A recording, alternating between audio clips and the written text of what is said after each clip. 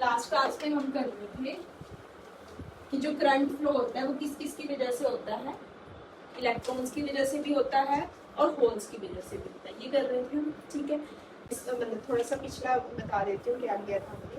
हम कह रहे थे कि जो करंट कैरिंग वायर होगी उसके अंदर क्या होंगे, नेट इलेक्ट्रिक चार्ज होएगा। वो किसकी वजह से होएगा, प्रोटॉन्स की वजह से भी और इलेक्ट्रॉन्स की वजह से भी, जिसमें हम प्रोटॉन्स को होल्स भी कह देते हैं। ठीक है, क्योंकि जिस पोजीशन से इलेक्ट्रॉन मूव करके जाता है वहां पे क्या पॉजिटिव चार्ज आ जाता है, और उस पोजीशन पे हम क्या मानते हैं, होल्स मानते हैं कि पॉजिटिवली चार्ज्ड होल्स है। ठीक है, तो जो करंट टोटल करंट होगा, लास्ट लाइन क्या लिखवाई हुई थी मैं, नेट वाला कितना हो जाएगा, 0 हो जाएगा, क्योंकि जितने इलेक्ट्रॉन्स है उतने ही होल्स भी हैं। ठीक है, नेक्स्ट लिखो नीचे, if small n1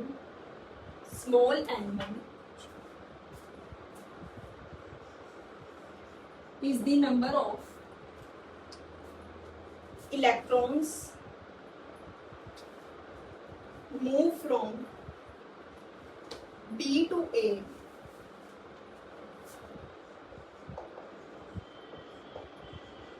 and N2 is number of protons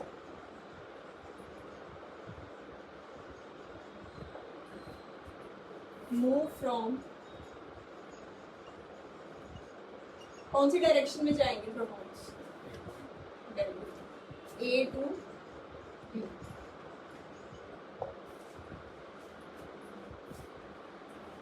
पर सेकेंड, मतलब N1 इलेक्ट्रॉन्स मूव कर रहे हैं B to A पर सेकेंड, पीछे पर सेकेंड दिया है, एक सेकेंड के अंदर कितने इलेक्ट्रॉन्स मूव कर रहे हैं, N1। ठीक है, ऐसे ही N2 प्रोटॉन्स पर सेकेंड मूव कर। ठीक है, पर सेकेंड का मतलब विद रिस्पेक्ट टू टाइम हम बता रहे हैं। नीचे लिखो, then electric current capital I is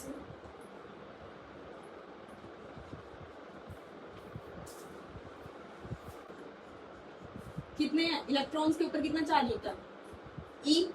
ठीक है, तो N1 E होगा प्लस N2 प्रोटॉन्स के ऊपर कितना चार्ज होगा, वो भी E होगा, पॉजिटिव वाला।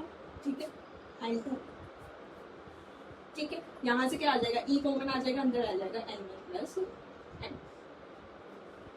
अब इसके बाद अगर हम कहें कि जो हमारा इलेक्ट्रॉन है वो क्या कर रहा होता है, रिवॉल्व कर रहा होता है अराउंड दी न्यूक्लियस, यही अज्यूम करके चलते हैं, है ना।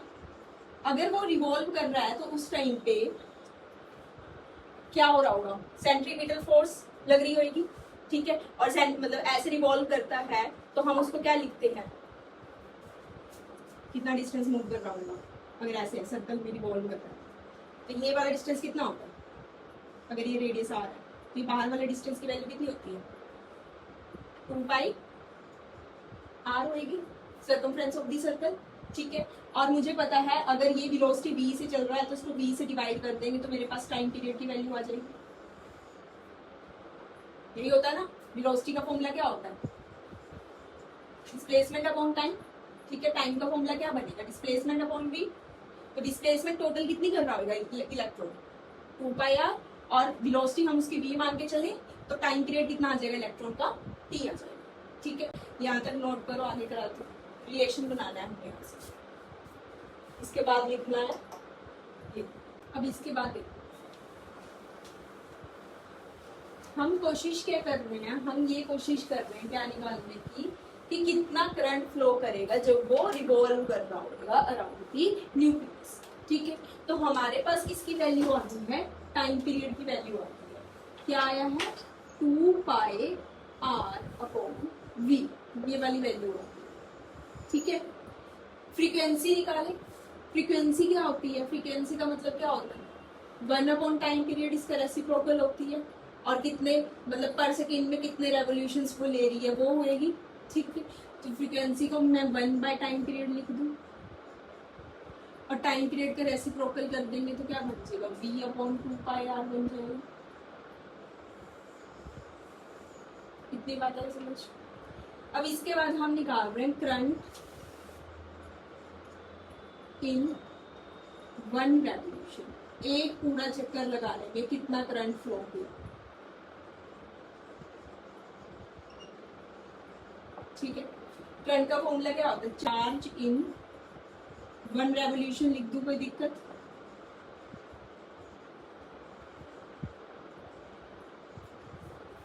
एक रेवोल्यूशन में कितना पूरे एटम का चार्ज फ्लो किया होगा, अगर n नंबर ऑफ इलेक्ट्रॉन्स है तो सारा चार्ज कितना हो जाएगा, Ne हो जाएगा, ठीक है।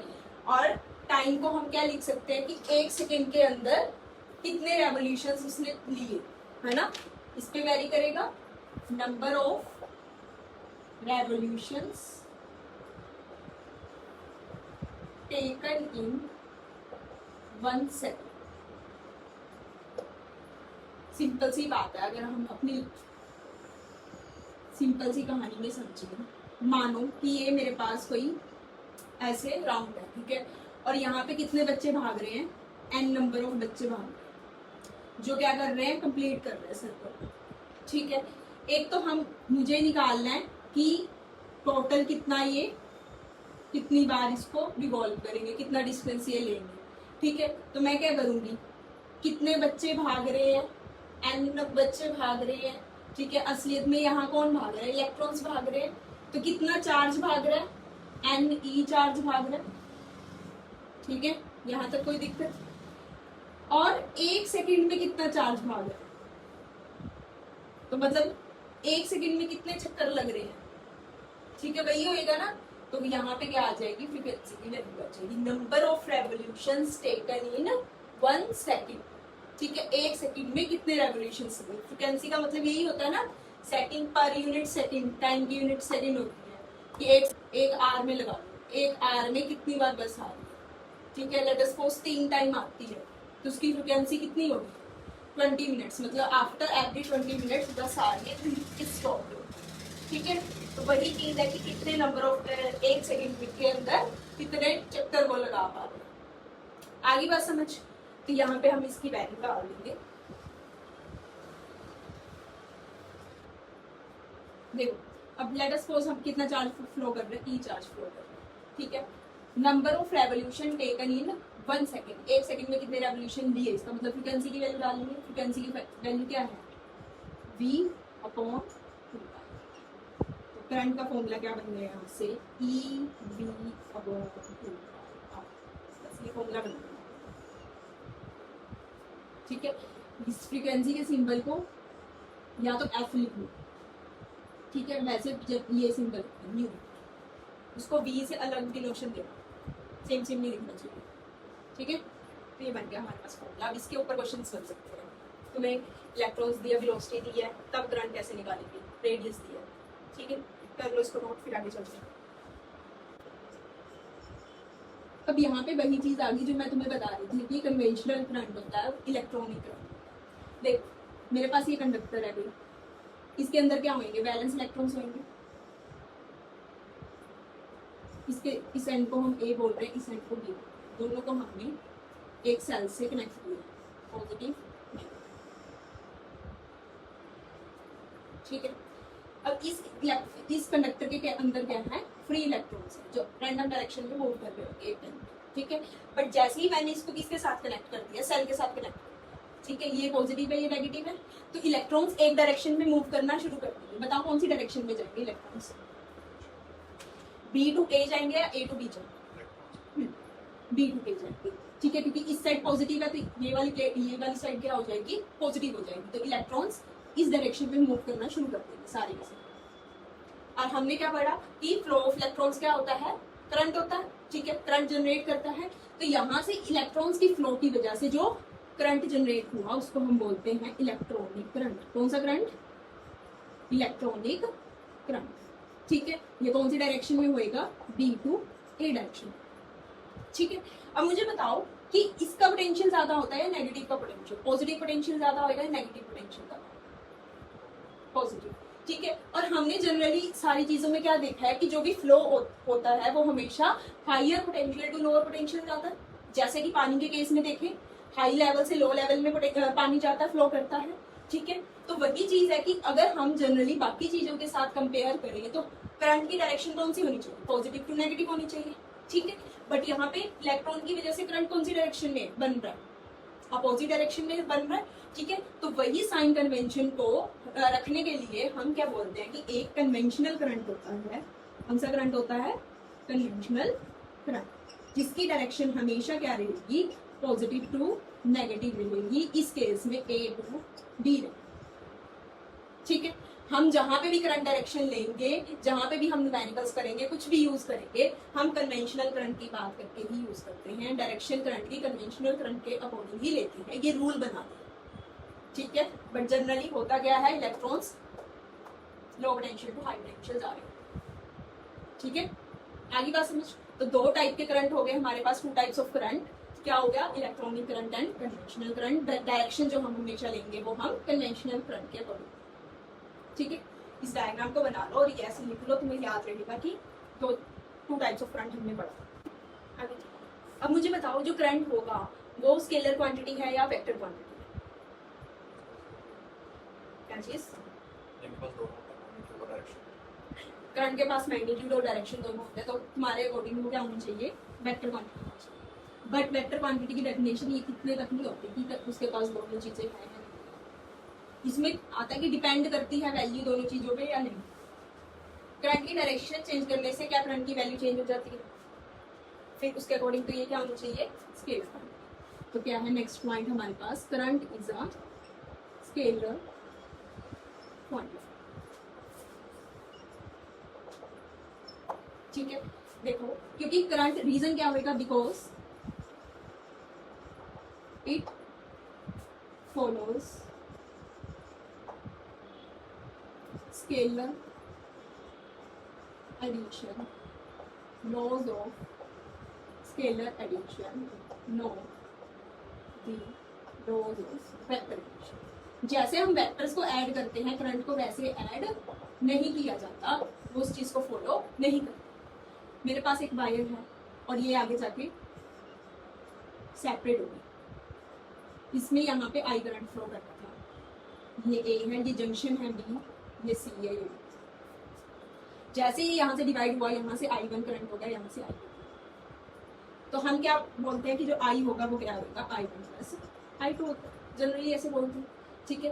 क्या I की value I1 plus I2 direction change करने से चेंज हुई, नहीं, नेट वैल्यू तो हमारे पास उतनी ही थी, ठीक है। तो इसीलिए हम बोलते हैं कि हम स्केलर, जैसे स्केलर्स को ऐड करते हैं, सिंपल इंटीजर्स को ऐड करते हैं, वैसे ही हम करंट को ऐड और सब्ट्रैक्ट कर सकते हैं, ठीक है। तो इसीलिए जो करंट है वो क्या है, स्केलर क्वांटिटी है, इस पे वेक्टर लॉज अप्लाई नहीं, ठीक है। अब इसके अंदर जो ये एंगल है ना वेक्टर्स में, तो इस एंगल पे भी वैल्यू डिपेंड करती है, कितना एंगल बना रहा है। अगर यही वायर ऐसे ना जाते हुए ऐसे जाती तो ये वाला एंगल बनता 180 डिग्री, ये I है, ये I1 है, ये I2 है ना। क्या वैल्यू चेंज हो जाती, इस I1 की और इस I1 की वैल्यू अलग सेम होती है, अलग होती है, सेम होती है, क्योंकि एंगल पे डिपेंड नहीं, ठीक है। तो इसीलिए क्या है, करंट स्केलर, समझ आ गया, नोट कर लो, current is a scalar quantity. Next heading डालो, इलेक्ट्रिक करंट इन कंडक्टर्स। अभी तक हमने जो पढ़ा कंडक्टर्स में, उस कहानी को थोड़ा और डिटेल से पढ़ते हैं, ठीक है। हमने क्या पढ़ा कि हमारे पास जो भी कंडक्टर होता है उसके अंदर क्या होते हैं, वैलेंस इलेक्ट्रॉन्स होते हैं, क्या होते हैं, वैलेंस इलेक्ट्रॉन्स, ठीक है। और हमने बोला था कि ये क्या होते हैं, रैंडमली डायरेक्शन में मूव कर रहे होते हैं जब तक इसको कोई भी इलेक्ट्रिक फील्ड या फिर कोई भी सोर्स नहीं अप्लाई किया इसके ऊपर, है ना, ठीक है। और उसमें इलेक्ट्रिक नेट इलेक्ट्रिक करंट क्या हो जाता है, जीरो हो जाता है। यही पढ़ा है हमने। वो होता क्यों है, क्योंकि यहाँ पे क्या होता है, थर्मल मोशन होता है इलेक्ट्रॉन्स का। कौन सा motion, thermal motion. Thermal motion मतलब टेम्परेचर डिपेंडेंस, ठीक है। टेम्परेचर की वजह से क्या होता है, इलेक्ट्रॉन्स क्या करते हैं, फ्लो करते हैं, इधर रैंडम डायरेक्शन में इधर उधर जाते रहते हैं। आई बात समझ, तो जिसकी वजह से थर्मल मोशन होता है। अब इलेक्ट्रॉन्स जाएंगे जिस पोजीशन से, ये अपनी पोजीशन छोड़ के यहाँ पहुंचा, तो यहाँ पे क्या आ गया, होल्स आ गया, ठीक है। ऐसे ही होगा, रैंडम डायरेक्शन में होल्स भी होंगे। तो हम क्या कह रहे थे कि जब तक इलेक्ट्रॉन्स अपनी जैसे मूव करी जा रहे हैं सारे, मतलब जितनी उसके पास एनर्जी है उस टाइम पे, जो कि बहुत ज्यादा स्मॉल होएगी, और वो करंट जो प्रोड्यूस करेंगे वो भी बहुत ज्यादा स्मॉल करंट प्रोड्यूस करेंगे, ठीक है। तो थर्मल मोशन की वजह से क्या होता है, इलेक्ट्रॉन्स एटम्स के अंदर टकराते रहते हैं, आयंस के साथ टकराते रहते हैं, है ना। हमारे पास जो सॉलिड्स होते हैं इसमें ऐसे होंगे ना हमारे पास एटम्स, और जो वैलेंस इलेक्ट्रॉन्स होंगे वो इस वॉइड्स में होंगे, ठीक है। तो वो इधर उधर टकराते रहते हैं, कोलिजन्स होती रहती है, ठीक है। कोलिजन्स की वजह से क्या होएगा, उसके अंदर वेलोसिटी आएगी, ठीक है। कुछ रुक जाएंगे, कुछ टकरा के आगे चले जाएंगे, तो उसकी वजह से क्या होता है, थर्मल मोशन होता है उसके, ठीक है। तो जो वो करंट प्रोड्यूस हो रहा था जो हम पहले पढ़ रहे थे रैंडम मोशन की वजह से, वो कौन सा करंट था, वो थर्मल मोशन की वजह से करंट, ठीक है। हमने सेम चीज वही कही कि सबसे पहले क्या होगा कि जब तक मैंने इसको किसी भी सोर्स ऑफ इलेक्ट्रिक फील्ड या फिर बैटरी के साथ कनेक्ट नहीं किया हुआ तब तक इसके अंदर थर्मल मोशन होगा। थर्मल मोशन की वजह से कोलिजन्स होंगी, किसके साथ, आयंस के साथ कोलिजन्स होंगी, जिसकी वजह से क्या होएगा, ये जो इलेक्ट्रॉन्स है वो रैंडम डायरेक्शन में मूव करेंगे कोलिजन्स के बाद, ठीक है। रैंडम डायरेक्शन में मूव कर रहे हैं तो इस वजह से अगर हम एवरेज वेलोसिटी देखें इलेक्ट्रॉन की, उस केस में 0 हो जाएगी, ठीक है।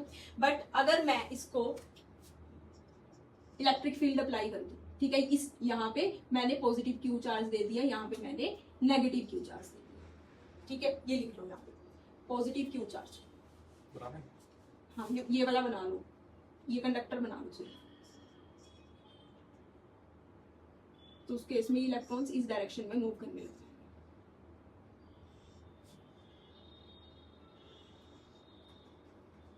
जैसे ही मैंने इस प्लेट को पॉजिटिव क्यू चार्ज दे दिया, इस प्लेट को नेगेटिव क्यू चार्ज दे दिया, तो इलेक्ट्रिक फील्ड सेटअप हो जाएगी, ठीक है। तो इलेक्ट्रिक फील्ड की वजह से क्या होगा, इलेक्ट्रॉन्स बी की तरफ को क्या करने लग जाएंगे, मूव करने लग जाएंगे, तो इस डायरेक्शन में इलेक्ट्रॉनिक करंट आ जाएगा, इस डायरेक्शन में कन्वेंशनल करंट आ जाएगा, यही बोला हमने, ठीक है। बट ये वाला करंट तब तक चलेगा जब तक ये दोनों प्लेट्स क्या ना हो जाए, न्यूट्रलाइज ना हो जाए, है ना, कि ये वाला पॉजिटिव चार्ज की वजह से जो इलेक्ट्रॉन्स है वो सारे इधर कनेक्ट हो गए और इधर नेगेटिव चार्ज है, दोनों प्लस और माइनस की न्यूट्रलाइज हो गया, तो उसके बाद इन इलेक्ट्रॉन्स का फ्लो भी नहीं होगा।